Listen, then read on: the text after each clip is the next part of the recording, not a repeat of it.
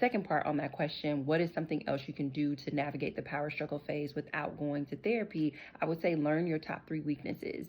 And I would say be as brutally honest about your weaknesses as humanly possible, because your partner is conscious of those weaknesses. And a lot of what's coming up in your power struggle phase is your lack of awareness of your own weaknesses. And this isn't like a warrior cry to just unpack and figure out all of the things that are wrong with you in a way to be like, see, I'm never enough. It's not that, but it's becoming conscious of the parts of you that actually show up in relationship that you're not conscious of. And the idea is that we don't want to like hide our weaknesses or run away from our weaknesses, but we want to be aware of them, because oftentimes people who are unaware of their weaknesses, they're running around trying to cover them up. They're running around doing a lot of like manipulative things so that people can't see that there's a weakness here. And most adults don't know what their weaknesses are. And so the way that they're navigating relationships is very, very harmful, because it's so much self-protection, because you don't want anyone to uncover your weaknesses.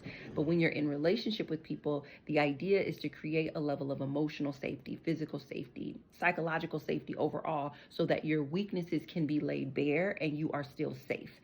And because that is not what most adults are experiencing in relationships, we are running around trying to cover up our weaknesses, and it is causing us to not be authentic selves in our relationships, which is then preventing us from being able to have the health and the happiness that we deserve and desire in our relationship. So that would be number 2, is I highly encourage you to figure out what your top 3 weaknesses are in general. Like, as a human, what are your top 3 weaknesses, and to figure out how can you present those to your partner in a way that makes you still feel safe. And my best guess is if you're not even aware of them, you're not going to be in a position to be able to present them to your partner.